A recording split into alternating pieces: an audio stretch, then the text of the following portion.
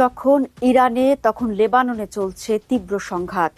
ইসরায়েলের আকাশপথ যখন ইরানের ড্রোন আর মিসাইলের আক্রমণের দিশেহারা, তখন সীমান্ত এলাকায় লেবাননের প্রতিরোধ গোষ্ঠীর হাতে মার খাচ্ছে নেতানিয়াহুর সেনারা।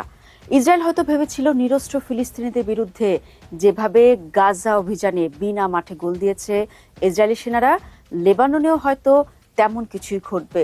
তবে এখানে ভুল হিসেব করে মাঠে নেমেছে ইসরায়েলি প্রতিরক্ষা বাহিনী আইডিএফ। তার জেরেই প্রতিদিনই লেবাননের প্রতিরোধ গোষ্ঠীর সাথে যুদ্ধের ময়দানে খতম হচ্ছে ইসরায়েলি সেনারা। তার উপর দক্ষিণ লেবানন পাহাড়ি, ঘনবসতিপূর্ণ এবং গেরিলা যুদ্ধের জন্য উপযোগী।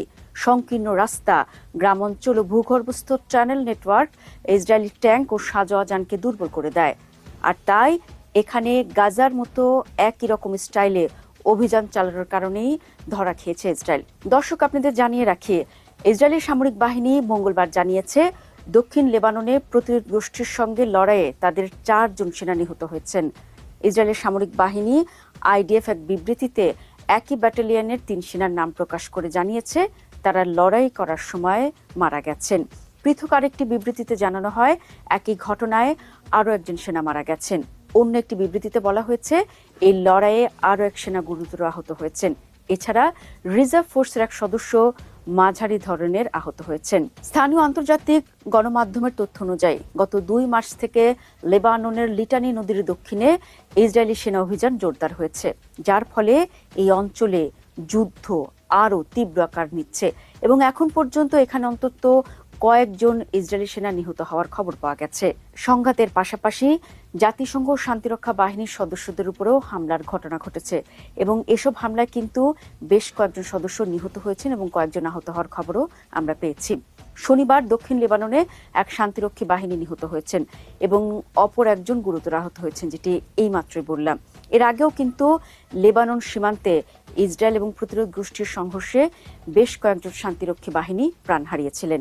দর্শক, 26 মার্চ বৃহস্পতিবার ইসরায়েলি সামরিক বাহিনী প্রথমবার জানিয়েছে যে লেবাননের ভেতরে তথাকথিত বাফার জোন বা নিরাপদ অঞ্চল সম্প্রসারণের লক্ষ্যে তারা সেখানের কার্যক্রম শুরু করবে এবং এই কার্যক্রমে তাদের 162তম ডিভিশনের সেনারা অংশ নেবেন।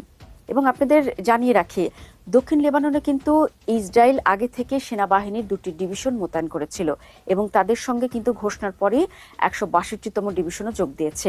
এই অভিযানের সাথে কিন্তু পরোক্ষভাবে ইরানে আমেরিকা ও ইসরায়েলের অভিযান জড়িত। কিভাবে? চলুন সে ব্যাখ্যা দিই।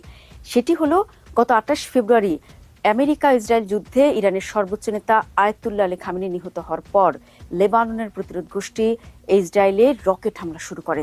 এর জবাবে মার্চ মাসের শুরু থেকে উত্তরের প্রতিবেশী দেশটিতে হামলার জোরদার করে নেতানিয়াহু প্রশাসন। তবে এই অভিযানের সাফল্যের বদলে কোণঠাসা হয়ে পড়েছে ইসরায়েলের সেনারা। ইসরায়েলের সামরিক বাহিনী লেবানন জুড়ে আকাশ ও স্থলপথে হামলা চালানোর পাশাপাশি দক্ষিণ লেবানন ও রাজধানী বৈরুতের বেশ কিছু শহরতলির বাসিন্দাদের ঘর বাড়ি ছাড়ার নির্দেশ দিয়েছিল। লেবাননের স্বাস্থ্য মন্ত্রণালয়ের হিসাব অনুযায়ী ইসরায়েলের হামলায় এ পর্যন্ত অন্তত 1116 জন নিহত ও 3229 জন আহত হয়েছেন। দর্শক, এই যে ইসরায়েলের এই বিস্তৃত সামরিক অভিযানে কিন্তু দিন শেষে ইরানের পাশাপাশিও কিন্তু লেবাননের অনেক মানুষ হতাহত হয়েছে। এই বিস্তৃত স্থল অভিযান লেবাননে ভয়াবহ মানবিক বিপর্যয় ডেকে আনবে বলে কিন্তু আগে থেকে সতর্ক করেছিল ফ্রান্স, যুক্তরাজ্য, জার্মানি, ইতালি এবং কানাডা। তবে সেই সব সতর্কতাকে উপেক্ষা করে লেবাননে স্থল অভিযান চালিয়ে যাচ্ছে ইসরায়েলি সেনাবাহিনী।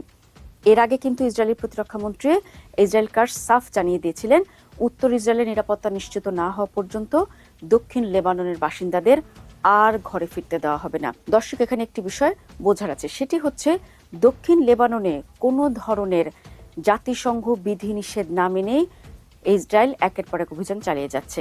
আপনাদের জানিয়ে রাখি, এই অঞ্চলে কিন্তু এর মধ্যে যুদ্ধবিরতির একটি চুক্তি হয়েছে এবং চলার কথা, কিন্তু সেটি কিন্তু মানছে না ইসরায়েলি সেনাবাহিনী। তবে এই যে ইসরায়েলি সেনাবাহিনী অভিযান চালাচ্ছে, এই হুঁশিয়ারিতে কিন্তু মোটো অভিহিত নয় লেবাননের প্রতিরোধ গোষ্ঠী। গোষ্ঠীটির প্রধান নাইম কাসেম কয়েকদিন আগে ইসরায়েলের বিরুদ্ধে সীমাহীন লড়াই চালিয়ে যাওয়ার অঙ্গীকার করেছিলেন। ইরান সমর্থিত এই সশস্ত্র গোষ্ঠীটি বৃহস্পতিবার ইসরায়েলের বিরুদ্ধে 45টিরও বেশি সামরিক অভিযান চালানোর দাবি করেছে। তারা ইসরায়েলের রকেট ও ড্রোন হামলার পাশাপাশি লেবাননের ভেতরে থাকা ইসরায়েলি সেনাদের নিশানা করার কথাও জানিয়েছে। আর সেই নিশানাতেই কিন্তু কুপকাত হচ্ছে নেতানিয়াহু সেনারা। কারণ কাগজে কলমের শক্তিশালী সেনাবাহিনী হলেও বাস্তবে লেবাননের ভূপ্রকৃতি ইসরায়েলি বাহিনীর জন্য বড় চ্যালেঞ্জ হয়ে দাঁড়িয়েছে। লেবাননের প্রতিরোধ গোষ্ঠীটি সরাসরি যুদ্ধ না করে হিট অ্যান্ড রান কৌশল ব্যবহার করছে। তারা ছোট ছোট দলে বিভক্ত হয়ে অতর্কিত হামলা চালায়, তারপর দ্রুত সরে যায়। এতে ইসরায়েলি সেনারা লক্ষ্য নির্ধারণ করতে হিমশিম খাচ্ছে। তাছাড়া তাদের হাতে অ্যান্টি ট্যাঙ্ক মিসাইল, ড্রোন এবং দীর্ঘ পাল্লার রকেট রয়েছে। এসব অস্ত্র ইসরায়েলের আধুনিক প্রযুক্তিকেও চ্যালেঞ্জের মুখে ফেলেছে। দর্শক, আপনাদের জানিয়ে রাখি, ইসরায়েল দীর্ঘদিন ধরে দক্ষিণ লেবাননের সশস্ত্র গোষ্ঠীকে তার প্রধান নিরাপত্তা হুমকি হিসেবে দেখে আসছে। এই সংগঠনটি বহু বছর ধরে সীমান্ত এলাকায় রকেট হামলা, ড্রোন আক্রমণ এবং গেরিলা কৌশল ব্যবহার করে আসছে। আর গাজা যুদ্ধের পর উত্তর সীমান্তে কিন্তু সেই বহু বছর ধরে চলা উত্তেজনা আরও বেড়েছে। দর্শক, এই সংঘাতের কারণে লেবাননের বিভিন্ন স্থানে বেসামরিক ও সামরিক পরিস্থিতি ক্রমশ কঠিন হয়ে উঠছে এবং আন্তর্জাতিক পর্যবেক্ষক সহ মানবাধিকার সংগঠনগুলো দুপক্ষকেই সংঘাত কমিয়ে আনার আহ্বান জানাচ্ছে। এই সংঘাতকে কেন্দ্র করে পরিস্থিতি কিন্তু দিনকে দিন আরও জটিল হয়ে দাঁড়াচ্ছে এবং সেই এলাকাতে স্থিতিশীল অবস্থা ফেরানোর জন্য কিন্তু এই সংঘাত বড় চ্যালেঞ্জ হয়ে দাঁড়িয়েছে। সবশেষে বলা যায়, লেবাননের স্থলাভিযানে ইসরায়েল যে দ্রুত বিজয়ের আশা করেছিল, বাস্তবতা তার চেয়ে অনেক কঠিন। কারণ কঠিন ভূখণ্ড, গেরিলা কৌশল এবং আঞ্চলিক রাজনীতির কারণে তারা এখন চাপে রয়েছে।